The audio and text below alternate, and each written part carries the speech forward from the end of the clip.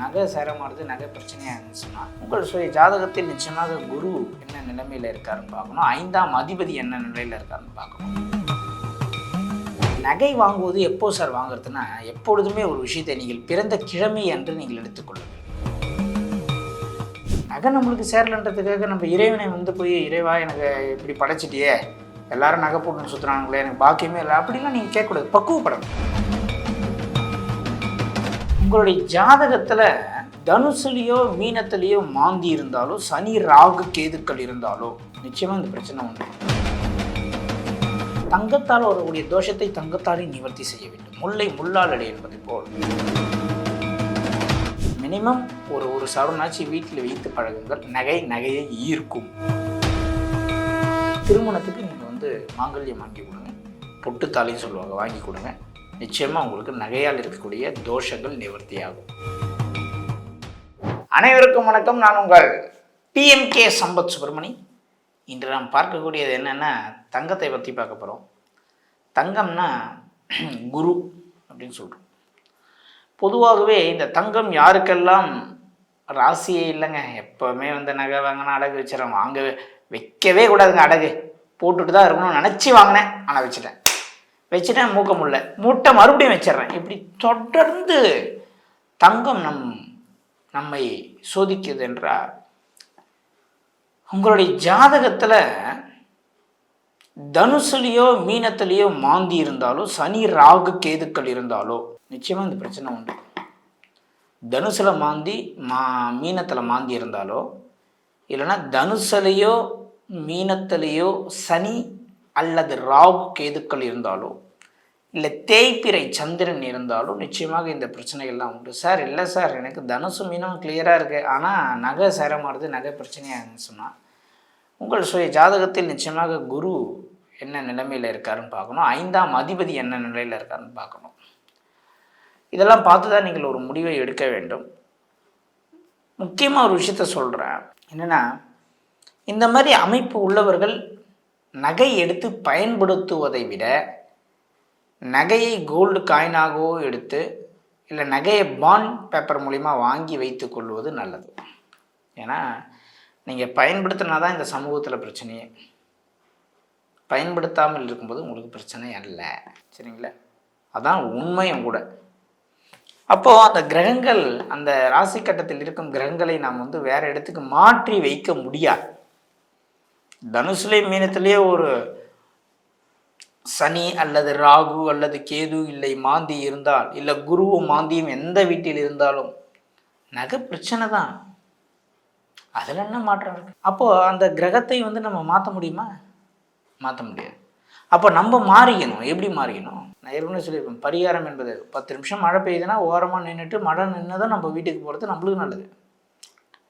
மழையே நான் நிப்பாட்டுறேன் பாரு பரிகாரத்து மூலிமா நினச்சி, கோடிக்கணக்கில் 10 நிமிஷத்தில் நிற்க போகிற மழைக்கு கோடிக்கணக்கில் செலவு பண்ணி பரிகாரத்தை பண்ணி கரெக்டாக பரிகாரம் முடிஞ்சவொடனே மழை நின்றுடும். அடடா, பரிகாரத்துக்கு அவ்வளோ பவர்னு நினச்சிருவீங்க. நீங்கள் செய்கிறனால அது 10 நிமிஷத்தில் நின்று தான் இருக்கும் போது. காக்கா உட்கார பணம் படணும் உணர்ந்த கதை. சரிங்களா? சில விஷயங்கள் நடந்தே தான் தீரும். அதை நீங்கள் மாற்றலாம் முடியாது. அதுக்கேற்ற மாதிரி உங்களை நீங்கள் மாற்றிக்கொள்ள வேண்டும். எவ்வளோ பேர் வீரனாக இருந்திருப்பீங்க, திருமணத்துக்கு பிறகு அப்படியே உங்கள் வாழ்க்கையில் வேறு வழியே இல்லை, குடும்பத்துக்காக வாழ்ந்து தான் ஆகணும்னு எத்தனையோ ஆண்மகன்கள் தன்னுடைய கோபத்தை அடக்கி கொண்டு குடும்பத்தை நடத்துகிறாங்க. அதுக்குன்னு அவங்க கோழை அல்ல, அவங்க பக்குவப்பட்டாங்க. அட இதுதான்டா வாழ்க்கை, இதை போய் சண்டை போட்டுன்னா போகுது அப்படின்னு நினைக்கக்கூடிய. ஆனால் அந்த ஆண்மகன்கள் இளம் வயதில் பயங்கர மூர்க்கத்தனமாக வளர்ந்துருப்பான். ஊர் சண்டையில் நம்பர் 1 இருப்பான், எல்லாரையும் இறங்கி அடிப்பான். ஆனால் கல்யாணத்துக்கு அப்புறம் வேறு வழி இல்லைன்னா, குடும்பம் பிரிஞ்சிடக்கூடாது, பெரியவங்க வீட்டில் கஷ்டப்பட்டுறக்கூடாது, பசங்க லைஃப் பாதிக்கப்பட்டுறக்கூடாதுன்னு அவன் தன்னைத்தானே மாற்றிக்கொண்டு குடும்பத்தை நடத்துவான். அதுக்காக அவன் கோடையாயிட மாட்டான். அவன் விட்டு கொடுக்குற மனப்பான்மையை வளர்த்துக்கிறான், பக்குவப்படுறான். அதுமாரி நம்ம நிறைய விஷயத்தில் பக்குவப்பட வேண்டும். நகை நம்மளுக்கு சேரலன்றதுக்காக நம்ம இறைவனை போய் இறைவா எனக்கு இப்படி படைச்சிட்டியே, எல்லாரும் நகை போட்டுன்னு சுற்றுறாங்களே, எனக்கு பாக்கியமே இல்லை அப்படிலாம் நீங்கள் கேட்கக்கூடாது. பக்குவப்படணும். அடுத்த ஸ்டேஜுக்கு போகணும். எப்போவுமே LKGயே படிப்போமா, LKG UKG ஃபர்ஸ்ட் ஸ்டாண்டர்ட் அப்படி மாறுறோம் இல்லையா? அதுமாதிரி மனதளவுலையும் நம்ம பக்குவப்படணும். நகைக்கு கொடுத்து வச்சில்லை, நம்ம அது உடம்புல இருக்கு, அப்படி அந்த ஒரு மைண்ட் செட்டுக்கு நீங்கள் வரணும். உண்மையிலே சொல்கிறேன், இதுதான் ஐ ஐ ஒருத்தவங்க வந்து ரொம்ப மெச்சூர்டாக இருக்காங்கன்னா நீங்கள் இப்படி தான் நீங்கள் திங்க் பண்ணணும். நகைக்கு கொடுத்து வச்சுன்னு தான் நீங்கள் நினைக்கணும். அப்படி உயர்ந்த சிந்தனையில் நீங்கள் வாழும்பொழுது அனைத்துமே உங்களை நாடி வரும். பலாப்பழம் இருக்குது, ஈ வந்து பலாப்பழத்தை தேடி வருமா, பலாப்பழம் ஈயை தேடி போகுமா? எது ஒன்றுமே உங்களுடைய சிந்தனையால் மற்ற அனைத்து விஷயங்களையும் உங்களால் ஈர்க்க முடியும் என்பதை நீங்கள் புரிந்து கொள்ள வேண்டும். உங்கள் மூளைக்கு ஒரு காந்த சக்தி இருக்குது. அது தெரியாமல் ஏன் நம்ம வாழ்க்கையை வீணடிக்க வேண்டும்? அதனால் எப்பவுமே நகை இல்லைன்னா நீங்கள் ஃபீல் பண்ணக்கூடாது. இப்போது மீனத்துலேயோ தனுசுலேயோ சனி ராகு கேது மாந்தி இருக்குது, இல்லை குருவோடைய மாந்தி இருக்குது, இல்லை குரு சனி சேர்க்க, குரு கேது சேர்க்க, குரு ராகு சேர்க்கலாம் இருக்குன்னா கவலைப்படாதீங்க. ஏன் கவலைப்படுறீங்க? நகை எடுத்து போடாதீங்க, பேங்க்கில் வைங்க, லாக்கரில் வைங்க, பேண்டு பேப்பர் எடுத்து வைங்க. சார் 5000 கொடுத்து 1 கிராம் 2 கிராம் வாங்கிறதுக்கே முடியல, நாங்கள் லாக்கர் லெவலுக்கு எங்கன்னா சார் பேசுகிறீங்க அப்படின்னு கேட்காதீங்க. உயர்ந்த சிந்தனையில் வாழுங்கள். உயர்ந்த சிந்தனையில் வாழணும். யார் வந்து பிறக்கும்போதே அம்பானியாக பிறந்தாங்க? அம்பானியோடைய 4 தலைமுறை எடுத்திருந்தால் அவங்க தாத்தாவும் டீ கடையில் தான் வேலை செஞ்சுருப்பார். அப்போ எப்படி முன்னேறாங்க? உயர்ந்த சிந்தனை இருக்க வேண்டும். உங்களுடைய எண்ணமே ஒரு நாள் செயலாக மாறும். நீங்கள் ஒரு விஷயத்தை தொடர்ந்து சிந்தித்து கொண்டே இருந்தால் அந்த விஷயம் ப்ராக்டிக்கல் லைஃப்பில் ஒரு நாள் நடந்துடும். அதனால தான் அதிகமாக நெகட்டிவாக திங்க் பண்ணாதீங்க அப்படின்னு சொல்கிறோம். அந்த சிந்தனைக்கு அவ்வளோ பவர் உண்டு. அதனால் நகை சார்ந்த விஷயங்களில் நீங்கள் ஜெயிக்க வேண்டும். அப்படி என்றால் நிச்சயமாக எடுத்து அணிந்தால்தான் பிரச்சனை என்று நீங்கள் நினைத்தால் எடுத்து லாக்கரில் வைங்க, காயின் எடுங்க, பாண்ட் பேப்பர் எடுங்க.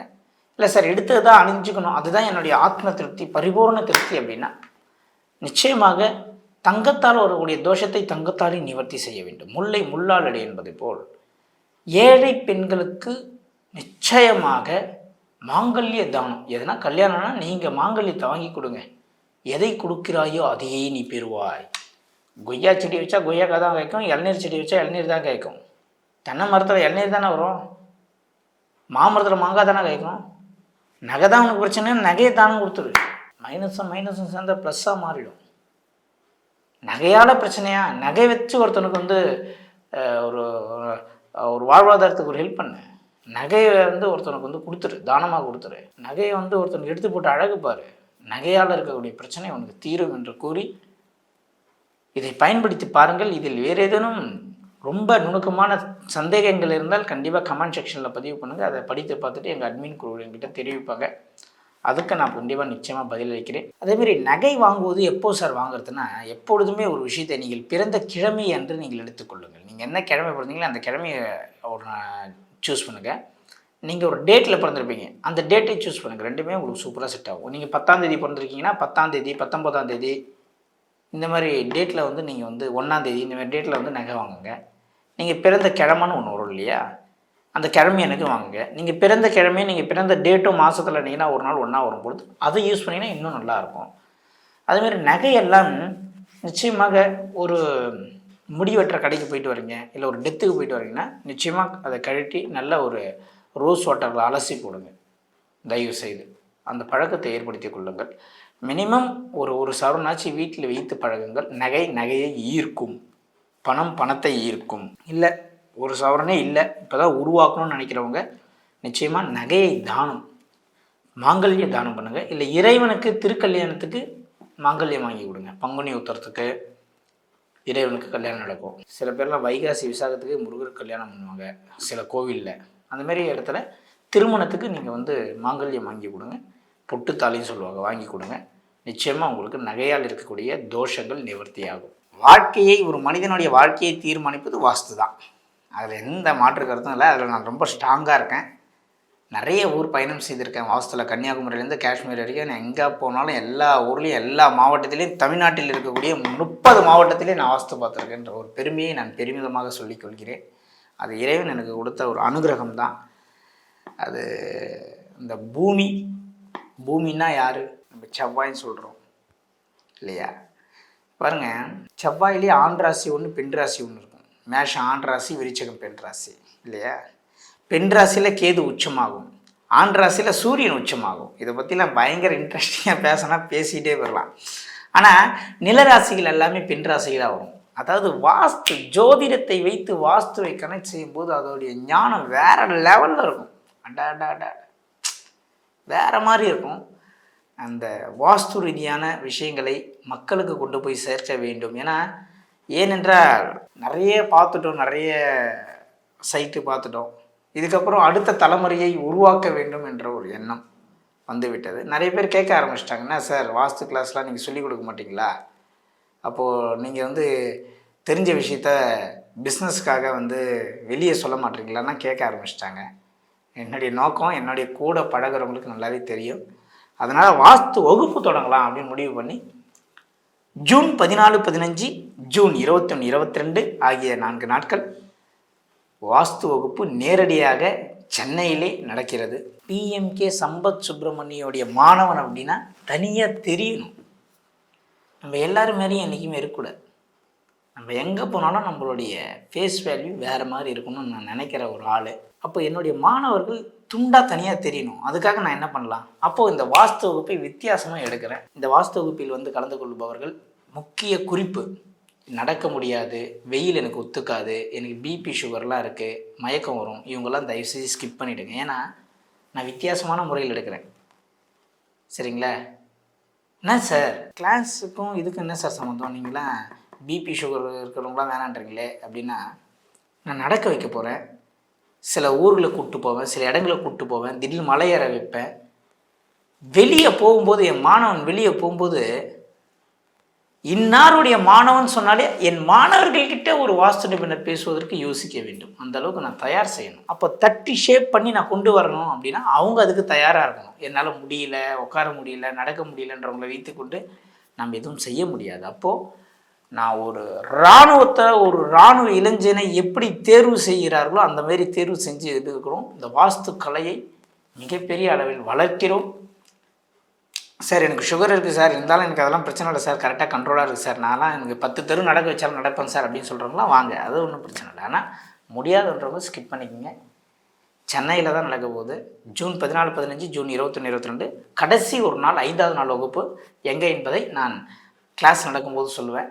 அனைவரும் இந்த வாஸ்து வகுப்பில் பயின்று என்ன மாதிரியான வாஸ்து அமைப்பு இருந்தால் வாழ்க்கையில் ஜெயிக்கலாம், வாழ்க்கையில் தோக்கலாம், எந்த தொழிலை தேர்வு செய்யலாம் என்பதை வாஸ்துவில் சொல்லுவேன். ஒரு வீட்டை பார்த்தவனே முடிவு செய்யணும். அதுதான் ஒரு வாஸ்து நிபுணருடைய அந்த கட்டிடத்துக்கூட பேசணும். அப்படியே கட்டிடமும் நம்மளும் பேசிக்கணும். அதுதான் அந்த வாஸ்து கலை. 64 ஆயக்கலைகளில் ஜோதிடம் என்பது 7 மற்றும் 8வது கலையாக சில நூல்களில் சொல்லப்படுகிறது. சில நூல்களில் 7வது கலையாகவும் சில நூல்களில் 8வது கலையாகவும் சொல்லப்படுகிறது. நட்சத்திரம் வாயிலாக பார்க்கும்போது திருவாதிரை நட்சத்திரம் கலைகளுக்கு அதிபதினு சொல்லப்படுகிறது. நிச்சயமாக இந்த வாஸ்து வகுப்பில் வந்து கலந்து கொள்பவர்கள் பட்டை தீட்டி வைரமாக ஜொலிக்க வைக்க வேண்டும் என்று நான் இறைவனை வேண்டி பிரார்த்தனை செய்து கொண்டு என் மாணவர்களை உருவாக்கக்கூடிய காலகட்டம் வந்துவிட்டது. பிஎம்கே வாஸ்து அகாடமி சார்பாக உங்கள் அனைவரையும் வருக வருக என்று வரவேற்கிறேன். வாங்க, வாஸ்து கற்றுக்குங்க, பல பேருடைய வாழ்க்கையை மாற்றுவோம். நன்றி, வணக்கம்.